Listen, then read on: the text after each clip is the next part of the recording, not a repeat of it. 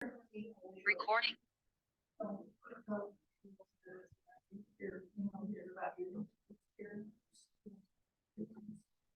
Okay, let's try this again. So it was the microphone. Okay, sorry about that, guys. It's technology. But we have so many people online that I can't not do that either.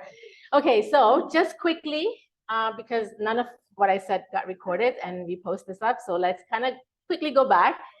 So the reason why we're going with this topic is because it's a continuation of our inflammation topic that started in September, right? So now I explained to you guys earlier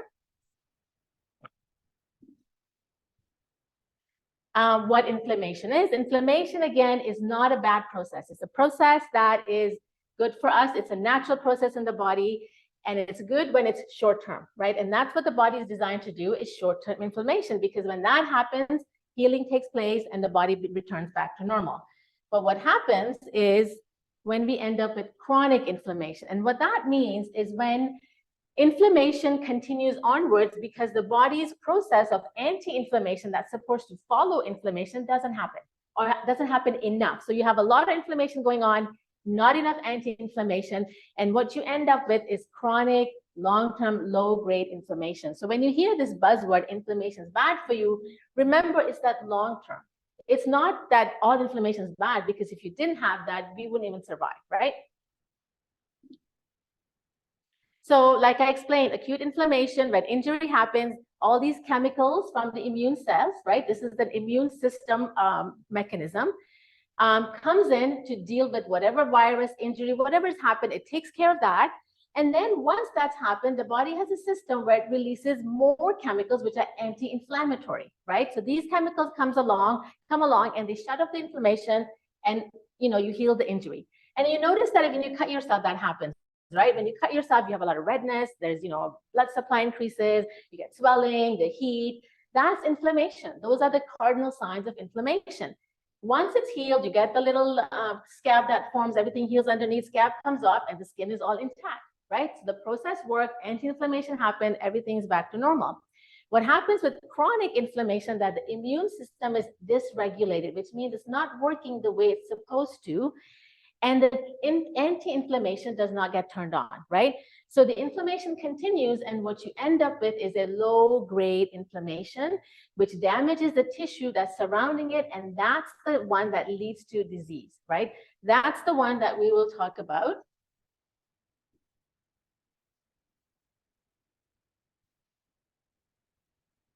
I just want to make sure I did start recording, right? Yes, I did. I always get worried about that. Okay, so what are the diseases associated with inflammation, right? For those of you who may have been diagnosed, right? Anytime the doctor gives you a diagnosis which ends with itis, right? Itis means inflammation. So you can have things like colitis, plantar fasciitis, arthritis, right? These are just some of the names. Bronchitis. A few days ago, somebody was asking about thyroiditis, right? That's inflammation of the thyroid. So anytime there's an itis attached to whatever condition you've been diagnosed with, there's inflammation at the end of it, right? So then, can you measure inflammation? So there are markers in the blood, right? When your body is inflamed, the body, like I said, there's inflammatory markers. These are chemicals that are measured, that can be measured in the blood. CRP levels, interleukin-6. Now, when I was at the hospital, we often used to measure CRP levels when people came in, right? It's not done routinely, but if you wanted to, you could ask your doctor. I think it is covered, but it's not routinely done, right? But it doesn't matter even if you don't know your sort of markers in the body, the fact that you have any symptoms, right? And oftentimes it's that, people come about pain and swelling. Those are classic inflammatory signs, right? However, if the inflammation is happening inside the body, in your arteries, elsewhere, you probably wouldn't know, right? And sometimes, people get CRP levels and they're pretty high. And that's one of the, actually also they say that it's one of the kind of indicator for heart disease as well, is CRP levels, which they didn't think it was before. So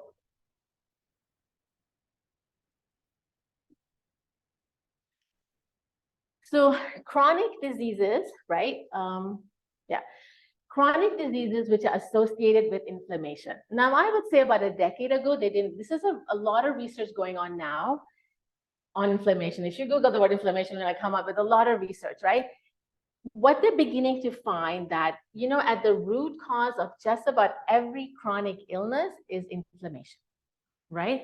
So things like coronary artery disease, right? They used to think that, okay, it's your, when your vessels get plaques, right? That's basically what that stands for. They used to think that it's because of the cholesterol. Yes, cholesterol is involved, but what they found now that before cholesterol even comes into the scene, there's inflammation, there's damage that happens to the arteries, which starts this cascade of inflammation, and that brings on, right? So now the new understanding is inflammation really is the common soil, right? They're actually, tracing it even for Alzheimer's, asthma, arrhythmias, allergies. So beyond the itis diseases, they're beginning to realize that a lot of the stuff that we have, a lot of these chronic illnesses, inflammation is at the root of it, right? So that's why it's really important to understand inflammation and see, again, because when it comes to lifestyle changes is what actually gets to the root cause, right? When you treat inflammation, you can take like anti-inflammatories, and I know I took it for almost a year and a half. That was kind of suppressing the inflammation, but it's not getting to the root cause of it. And there's nothing wrong with it. Of course, you can take those anti-inflammatories because it helps suppress it. But if there's something at the root that's causing the inflammation, you're going to keep getting inflamed, right? So really, if you want to really heal from the inside out, it's really important to understand what the root causes are, and for your case, right? And so we'll look into that. So all this really means that reducing chronic inflammation in our bodies is a good thing, right? So this is all we've kind of talked about before. And then this is also from one of the, let's just same thing in a diagram form. This is from the first presentation we did on inflammation, right? And we identified that these are the 5 lifestyle modifications that have a huge impact on inflammation, right? So we've been kind of going down the list. We talked about chronic stress and how research is actually showing that stress actually increases your inflammatory markers in the body, and reducing it actually increases anti-inflammatory markers, right? Because remember, we want to reduce inflammation, those chemicals that cause inflammation, we want less of them. And we want more of the chemicals that cause anti-inflammation because it's against the inflammation, right? So it's stopping the inflammation. So that's really our goal. Now, stress will do that diet, and that's what we're going to talk about today. Then next one, whenever that happens, is going to be about the gut microbiome. There's a lot of research now that's coming along how gut microbiome can impact the inflammation. And here's the interesting fact, about 70% of our immune system is in the gut.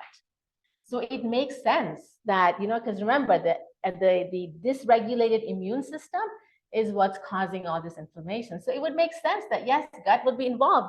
And it will also, when we talk about the food, it makes sense how some food impacts the gut bacteria, and that's how they impact inflammation, right? But that's a whole topic on its own. So we'll talk about that. And then we talked about when we mentioned exercise and sleep. So they're all coming in subsequent months. So today we're going to talk about food. So,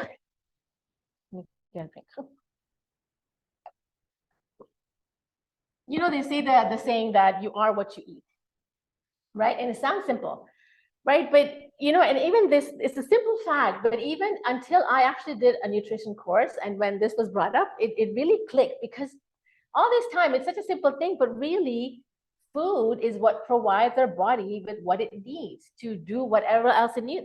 As I stand here, as you sit here, there's thousands of chemical reactions happening in our body, right? In the brain, in the body, not just for energy, but all kinds of things happening. The body is a machine. It's a well-oiled machine, and the oil and everything else comes from our food, right? It's very simple fact, but even I didn't quite get that until I did nutrition. I thought, yeah, that really makes sense. So it makes sense that what we put into our body, we should choose wisely, because, and again, I think 100 years ago, probably this wouldn't have been a topic, right? Because everybody ate whole foods. Everybody ate, like there wasn't, but all these things we've done to our diet and the way we live, right?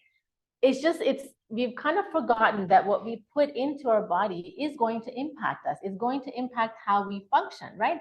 So it's not just for prevention, and because food, yes, they talk about how it can prevent diseases, but really, when you're feeling inflamed, changing your diet will have an impact, especially if the diet is the factor for you, right? And I'll give you an example. When I first did nutrition, I was very gung-ho and all that. And, I had a family member that used to eat chocolates and Coke every single day, right? And, to the point where, we felt that he was going to have arthritis. Doctor said, you've got arthritis. The back was really painful, knees, everything. And I suggested, because I was so gung-ho, and I thought, well, maybe you should look into this, reducing the amount, you drink of Coke and chocolate. I kid you not, within, I would say, a few weeks, the pain subsided significantly. And it was like, wow, that was like my first experiment with I'm like, oh my God, this really works, right? So and I've experienced it myself when I actually got sick. And when I saw the holistic doctor, the first thing he said to me was that, we're going to work on your gut, but you got to give up sugar. And I wasn't eating bad sugar. It was, maple syrup. I was eating good sugar, but I was getting probably about 25 grams a day. And he said, just for short term, come off all sugar. And at that time, every part of my body was hurting, especially my shoulders used to hurt so much that I couldn't even sleep at night. I would have to put a heating pad on one side and then turn. I gave up all sugar. It was hard, but it took me about 5 days to really get over oh my God, this is so hard. Within a week, my shoulder pain disappeared. All the other pain was still there. I had to do a lot of work, right? But the fact that within a week, that painful, that didn't allow me to sleep went away was like, wow. So food is not just prevention. It actually helps you heal, right? That's a really important point to note. So now I don't want to go into specific diets because you'll see all kinds of diets out there, even autoimmune disease, which I had. They would say there's autoimmune diet, right? What I want to focus on is principles, right? No matter what kind of food you eat, these are the kind of principles you use to add food into or change what you're eating, right?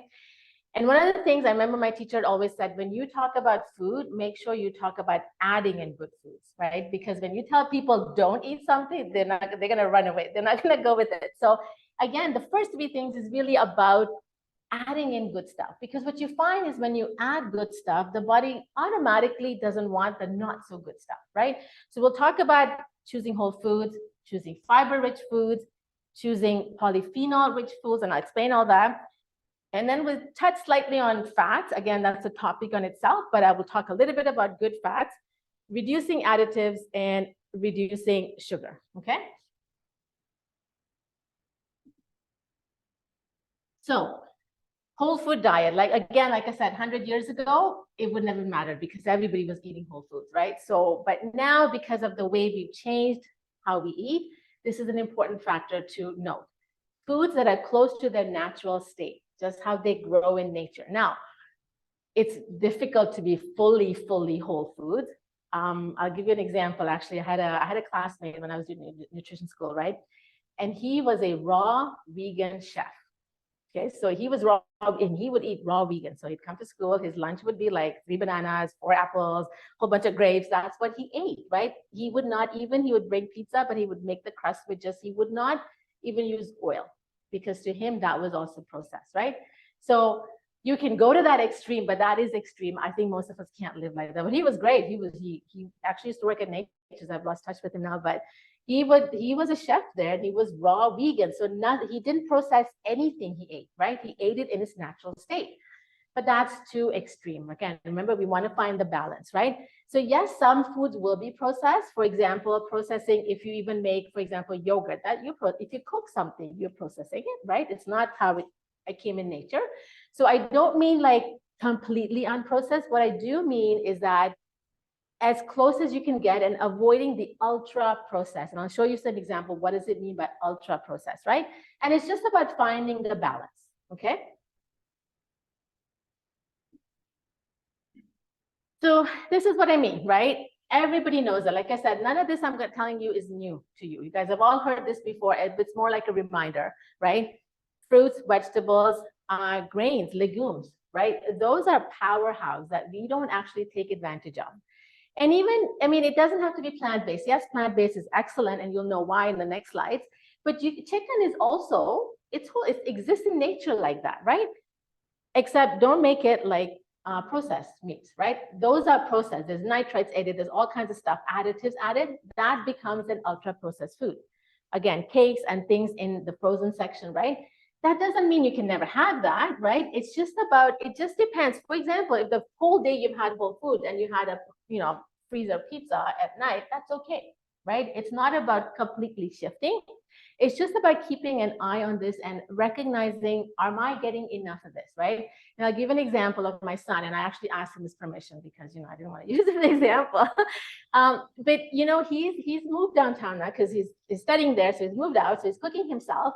He's very particular. He won't do Uber Eats. He won't eat out. Like, he won't meal preps and, but he doesn't eat any fruits and vegetables. Like, it's always protein and carbs, right? And he cooks it and he does a great job. Even his spices, he'll use dry spices. He won't use any packet stuff.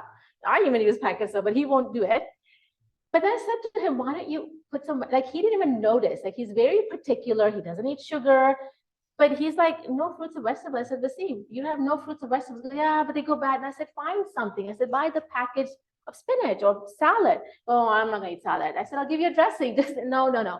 Finally, he agreed to just buying a package of spinach, and then he puts it in his omelets every day. So he buys the packet, finishes through the week. But that was a big change for him because he had zero vegetables in his diet.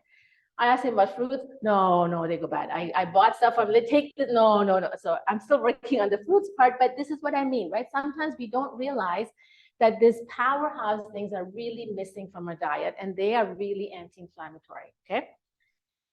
So whole food is number one.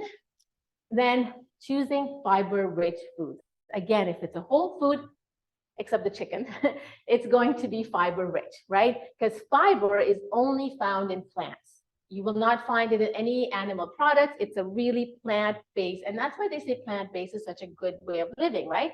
Doesn't have to be, you can have your meats, but just have more of these, right? So vegetables, fruits, whole grains, and legumes. When you process the whole grains, that's when you remove, like, for example, bread will remove the fiber from it, right? So that doesn't mean you can't have bread, but choose whole grains over bread when you can, right? That's really what it means. Again, choosing unprocessed. So let me show you some examples. Fiber-rich foods, again, fruits and vegetables are going to show up there, because a lot of fiber resides in these things, right? Berries are very high in fiber, and again, powerhouse, the lentils and grains, right? Even me, being an Indian, there, a lot of people do eat that, but I didn't eat any of that before I did nutrition school. Again, the thought didn't occur to me that this food is so important. There's so many different types of grains, and all of them will contain, what I'll talk about in the next slide is different kinds of polyphenols, right? Which are really powerful chemicals. So grains, again, as whole as they are, right?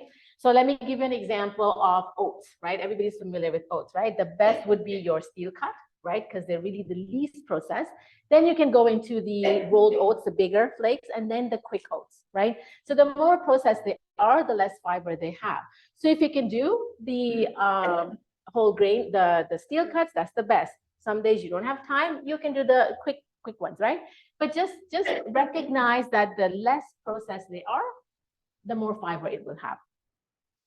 And again, the reason why fiber, and you'll see it come up often is because it changes the gut microbiome. It's the bacteria, right? The good bacteria actually thrive on these slow releasing, like these slow carbs, these fibers. The bad bacteria thrive on sugar, right? And that makes sense why when we have a lot of these, and the good bacteria are the ones that secrete anti-inflammatory chemicals, which actually which reduce inflammation in our body. So it makes sense why anything that has high fiber is going to be anti-inflammatory.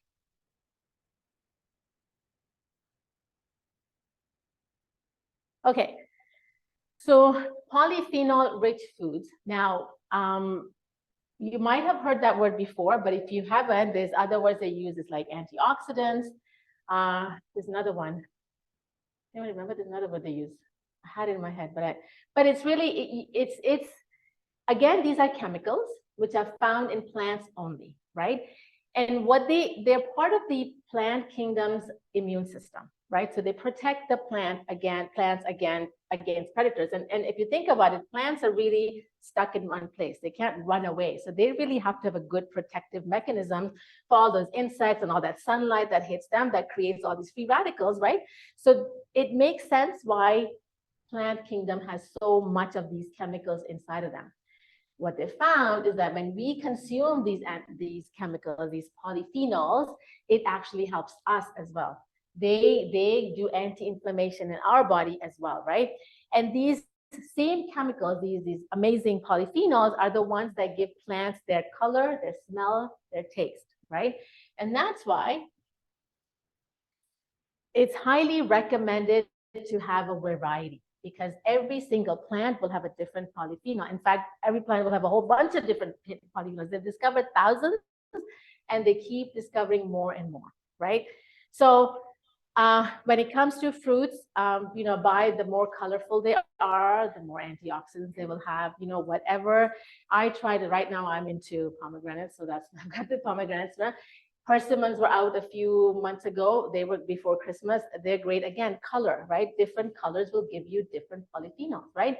So I know some people like to stick to, like, my son will only eat bananas because they don't go bad. So he just takes bananas with him. But he's missing out on all this goodness that's found in all these things, right? So try to, the way I do it is right now, this last week was the figs week. So I bought figs. Copa's had great figs. They're expensive, but they were great. So figs, again, different polyphenols, right? Before that was pomegranate. So every week, try to add something new, right? If you go outside of the grocery aisle, you always find all the whole, right? That's how they say, go around, don't go in the middle. And different types of vegetables, right? Try to add in different types of vegetables. Again, the darker the color, the more the polyphenols, and herbs and spices, right? They have a great amount. Like, if I cook an Indian meal, I probably use 5 of the herbs and spices. I'm sure any Italians in the house, you guys use a lot of herbs too, right? A lot of different types. And so these things, so when I say include a variety, 30 different types, and you can do 30, even 20, right? It's very easy to get that. Even beans and lentils, I didn't put in there because I had it before, will contain polyphenols, right? Red kidney beans, the color, right? That means there's a lot of polyphenols in there. So it may seem hard that 30 different, how am I going to get that? But it's not as hard as you think. Okay. And teas also contain, green tea actually is well known to contain a lot of good polyphenols, right? So if you're a tea drinker, try different types of teas. Different leaves will have different polyphenols. Again, if you went to look for it, they'll have so many different names for it. You don't need to know. You just need to know it comes from plants, different colors, different sort of smell. All that will give you different polyphenols, right? And you can't. Sometimes they will sell you supplements, which has its value, but what you get from food is next level, because it's everything synergistically. Everything works together. So the best way to get your antioxidants, which are anti-inflammatory, is through your diet. I can hear an echo on this, but I don't know how to stop it. Okay. So getting into fats. Now, that's a topic in itself, right? The good fats, bad fats. Now, here's the thing. All fats are not bad for you. I hope everybody knows that now, right? Good. Because sometimes the marketing, in the 80s was like, oh, fat's bad, everything has to be low fat. And sometimes it gets in your head and you don't really recognize it's not. And I'll give you an example of my dad who's passed away. And, right till the end, I would tell him, Dad, eat eggs. They're good for you. No, there's cholesterol. I said, no, that's good for you. Are you sure? He said, yeah. Okay. And then next time I go, and no, I only eat 1 egg a week. I'm like, but they're good for you, right? Because he was so ingrained with that, oh, it says too much cholesterol, I can't have it, right? So sometimes that marketing is so strong, it gets in your head. So all fats are not bad for you, right? What you need to choose is you have to discern between the fats. This is one place where I actually invest good money. And I know I used to have Italian friends that would actually get their olive oil from Italy because they're like, stuff here is crappy. It's processed, it's no good. Do you get that? That's me. That's you. See, there's another one. Yeah. Source me out some too. So olive oil is a monounsaturated, right? Polyunsaturated. And those are the two. Now, when it comes to saturated fats, I would say, the saturated fats that we've studied is the ones that comes from our animal proteins, right? When it comes to coconut oil, the jury is still out. So when it comes to inflammation and and coconut oil, there isn't enough evidence, so I won't go there. But what I want to talk about is olive oil, right? Which is what they studied in the Mediterranean. This is the most well-studied diet when it comes to inflammation, right? Of reducing inflammation in the body. And there's a good amount of olive oil, but the good cold-pressed virgin olive oil is what we're talking about, right? If the thing with olive oil is you can't deep fry it. You can cook with it, but you can't deep fry. And that's why you may need to choose another oil. You can use like polyunsaturated will be canola, sunflower, vegetable oil. The problem with those oils is they are very, the way they're extracted, right? There's a lot of chemicals used. So they're not, when you use chemicals, you damage the oil.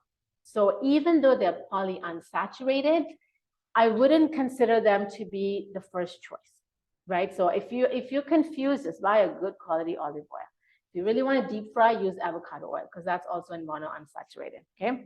What you really need to avoid is the trans fats, right? Now, I think there's some legislation around it. I know in Europe they've banned it, but it's a certain amount. You can put a certain amount and you can say trans fat free, but that doesn't mean it's, you look at the ingredients. You'll see like partially hydrogenated, or sometimes anything partially hydrogenated fat, or anything that's partially something. Well, it's not a real fat. You've done something to it. I'm like, okay, I don't want to get it, right? So that's the best way to kind of read the packages. Don't read what it says on there, because as long as, so this has been, again, this hands-on enough evidence to say that this is inflammatory, because this is really, they've kind of played around with the fats to make them more shelf stable. They were very common in the 80s. But over time they've gone down, but you will still find them in packaged foods, right? So that's the only thing I would say, really avoid it, you know, as much as you can.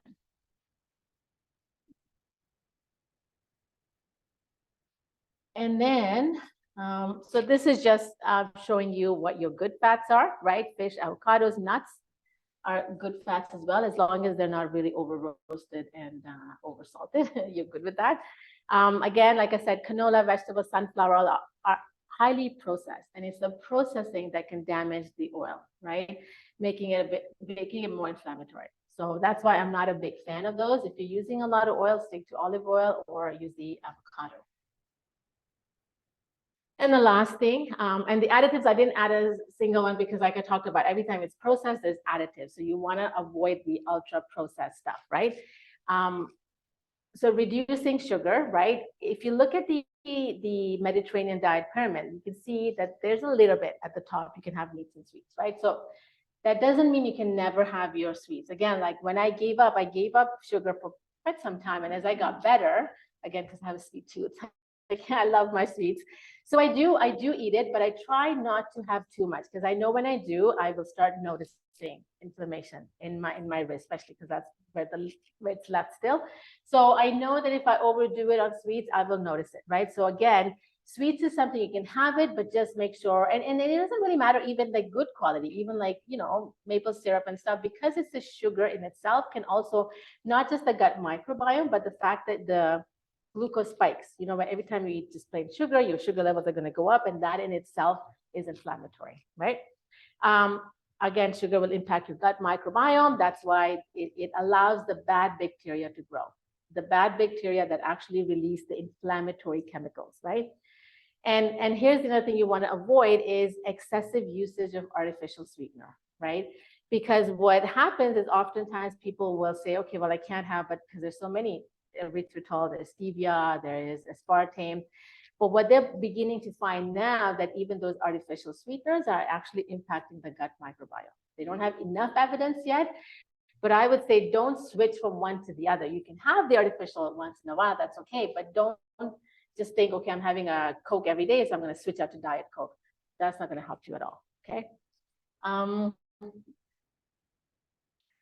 Yeah, so that, I think that's the last one here, but I just wanted to make a point on additives, right?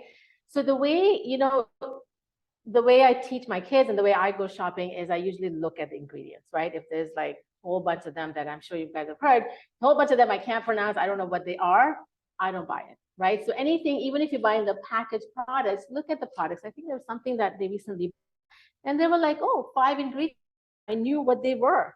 right? So I'm like, okay, that's better than buying something with like 10 ingredients. Half of them I don't even know what they are. I can't pronounce them. I don't know what they are, right? So that's a good way of, if you're going to go with processed foods, again, you can't not have any processed foods, but when you do, just look at the ingredients, right? Even things like yogurt will be processed, but some yogurt will have color, some will have like thickening agent. Buy the one that just have milk and bacteria, because that's all you really need, right? For those of you who make yogurt, I see my mom make it. That's all the two things you need, right? So just, that's how you can discern whether it's a good packaged product or not a good packaged product, right? So again, I just want to leave you with just some principles, right? Because it's sometimes you can get really carried away. And I know I was like that when I did nutrition. It was really when I got sick is when I realized that, okay, the obsession with food was stressing me out, and the stress was what was inflaming me, right? So it's not an all or nothing, right? It's not about, oh, I have to have completely whole foods. I have to have, right? Just look at what your diet is right now and start making changes. It's like a step upwards, right? You keep moving up as you learn more. When you know better, you do better, kind of thing, right? Just add the good stuff first, right? Like I always said that when you eat good stuff first, for example, I would have a salad first, right? So then I don't have that much room to put in my carbs. Even in the morning, if I feel like I have two young girls and they're always making cookies or baking this or whatever, right? It's sitting on the table. The first thing I do is make sure I have my oats with lots of fruits and everything. And then I'm like, by the time I'm done with it, I don't have room to eat cookies. So that's the way to do it. Add in the good stuff, and you'll notice your body will actually even crave the good stuff when you start, because the body has wisdom. When you start giving good stuff, it's going to say, I want more. Anti-inflammatory diet is one factor, right? Remember, I had listed a whole bunch of them. You can eat the best diet, you can eat the best whole foods diet, but if you're really stressed out, you're going to remain inflamed. And that was the case with me, right? It was my stress that was really inflaming it in my case, right? Some of you, like my client, for example, that, one of them, it was just the food. So changing the diet made a huge impact. So you really have to know, if you're not sleeping well, for example, you're not going to get, you're like still get inflamed, right? If that's what's causing the inflammation in you. So remember, there's lots of other factors as well. Avoid packet stuff as much as you can. And when you do buy it, look at the ingredients. And then don't get stressed about it. Don't do that. Follow 80-20 rule. You can follow 50-50 rule. That's okay too. But just think of it more, not like, oh my God, I've been doing it wrong. No, think of it like, oh, there's so much goodness out there that I have missed out on that I want to add in, right? I know one of the things that I started adding in when I started nutrition school, I was not eating any of that. And I'm like, oh my gosh, I had no idea there's so much goodness out there. And I did start eating more beans and lentils and all these salads, which I never ate, right? So it's really a matter of just recognizing how much goodness is out there that you're missing out on that can actually help you with your healing, especially if you have any symptoms of inflammation, and your diet can have an impact. And I believe that is the last slide. Yeah. So that's it. Yes, we've got 10 minutes for questions. Sure. When I grew up, we never ate pastas and things like that. Pasta? Yes.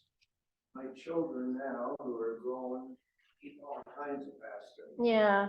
How does it fit into your discussion? So pasta is a carb, right? You need carbohydrates, but when you have carbohydrates, the best are what they call complex carbohydrates, the one that has fiber. So I would say pasta is a processed food. Just like the type of rice we eat is a processed food, right?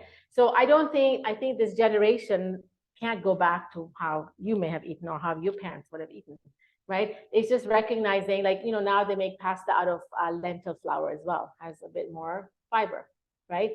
How often are you having a pasta? Are you having it every day? How much of it are you having? So there's a lot of these things that you can tweak around with, but I wouldn't say it's a whole food. No, it is a processed food. Well, I don't eat it unless I go to their house. Yeah. So what is your carb source then? What's the carb that you eat with your dinner? Do you eat like rice? Well, I like potatoes. Potato? Yeah, that's a whole food. So that would be a better option than definitely. Yeah. And you mentioned fish. I take fish oil supplement. Recommend that. So fish oil supplement, yes. Again, recommendation always to eat fish, but again, fish is very pricey, especially salmon, right? You can't have it 3 times a week. It's not, but again, fish oil is pricey too. But yes, fish oil is one of the supplements that has been studied for decreasing inflammation. So there are there's good evidence behind it. Just make sure you buy a good quality fish oil. That's been certified. Oh, okay.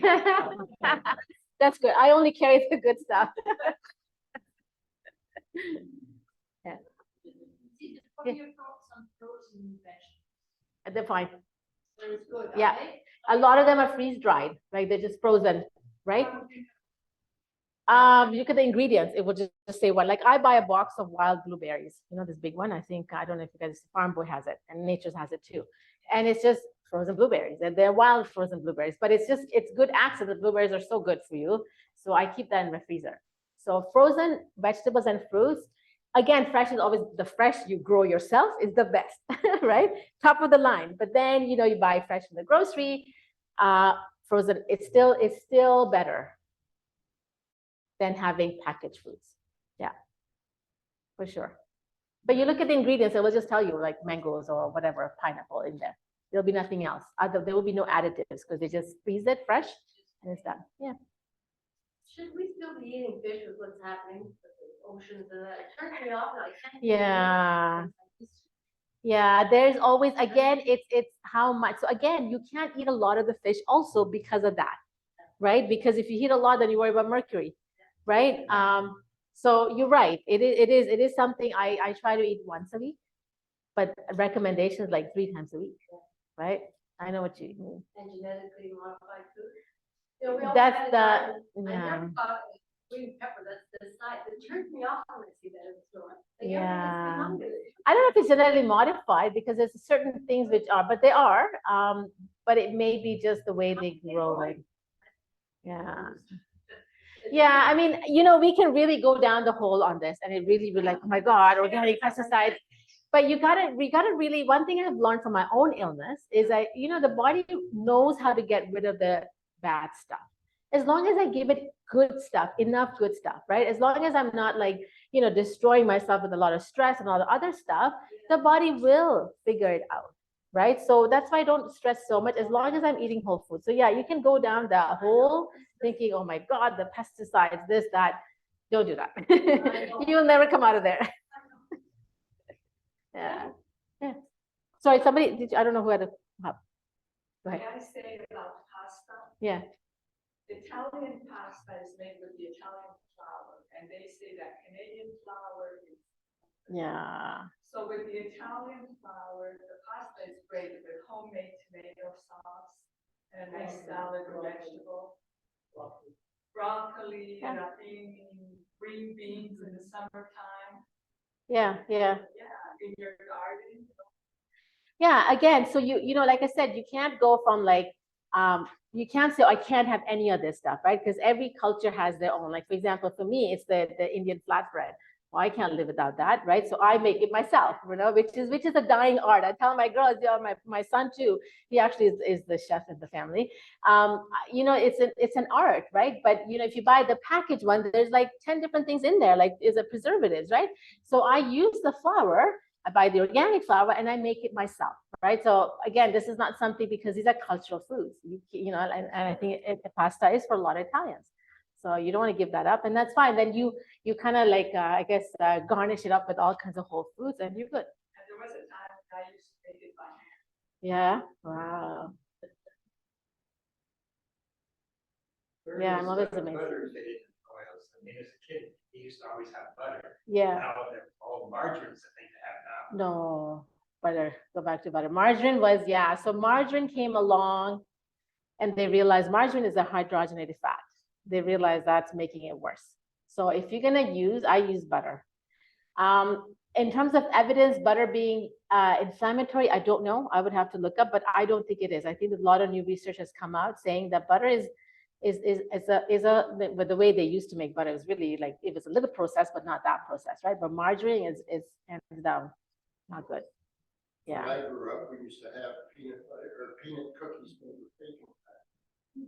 Yeah. So that's also a kind of like whole food, right? Because if you think about it, a lot of fat, but that also is saturated. There's an animal, all the animal fats are the saturated. And the studies they've done, especially with cardiac and the inflammation that happens there, is from animal fats, right? So again, that's something, that's why red meat is limited, right?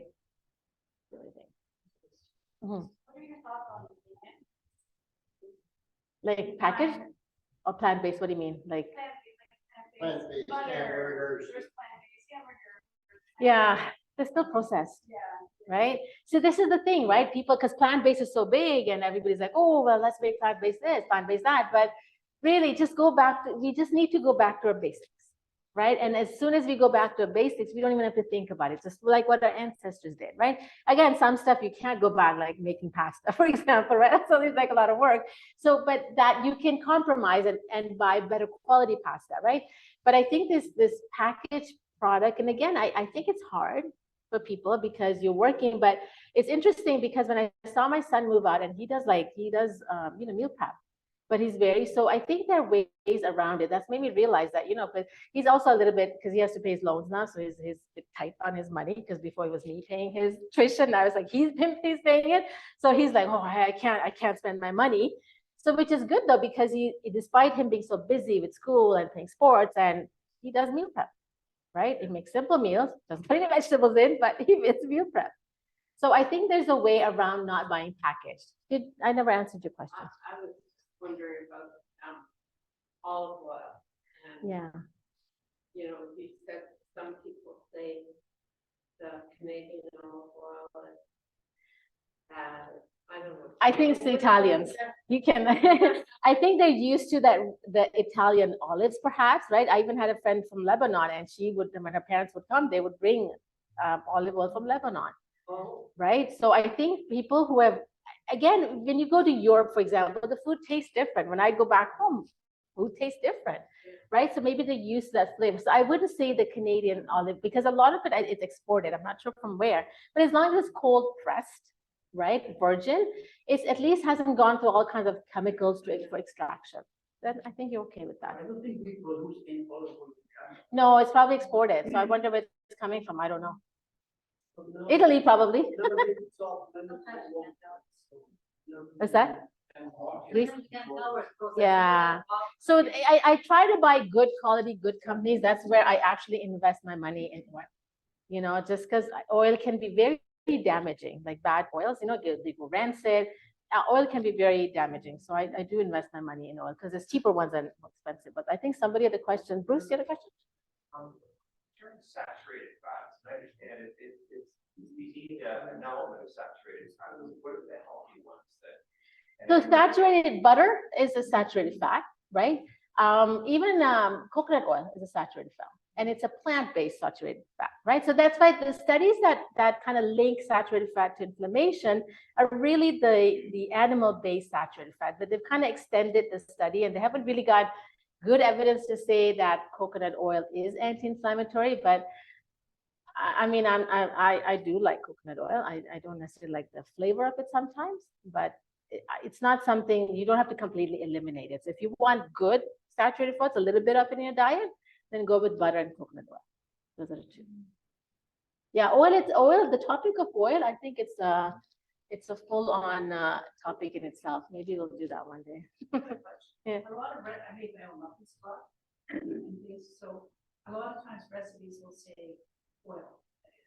What's the best oil that would make you say muffins? Usually avocado. Is that what you were saying? What are you gonna? No, I do. Instead of I never use oil. no, but I've used because it has no I guess flavor, so I've used avocado oil. Yeah, but apples is a good idea. What about grapeseed oil?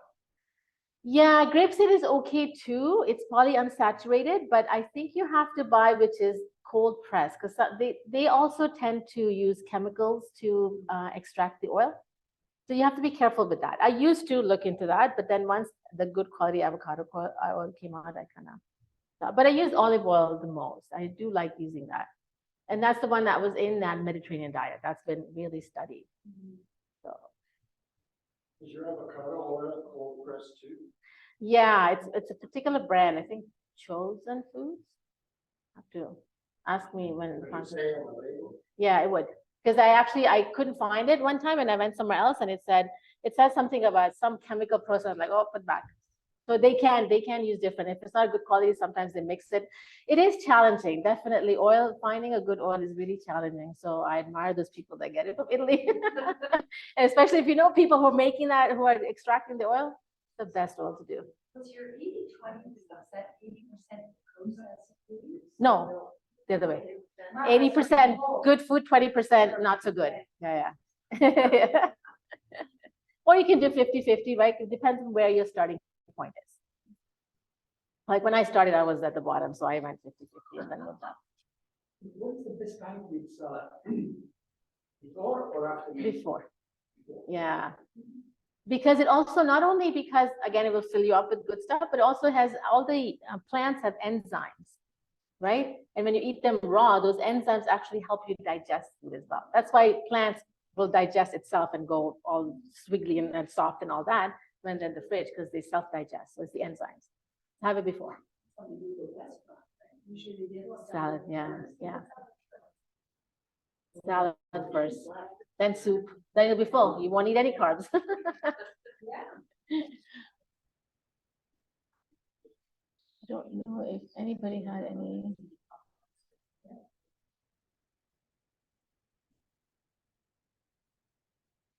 Let me just turn the recording off.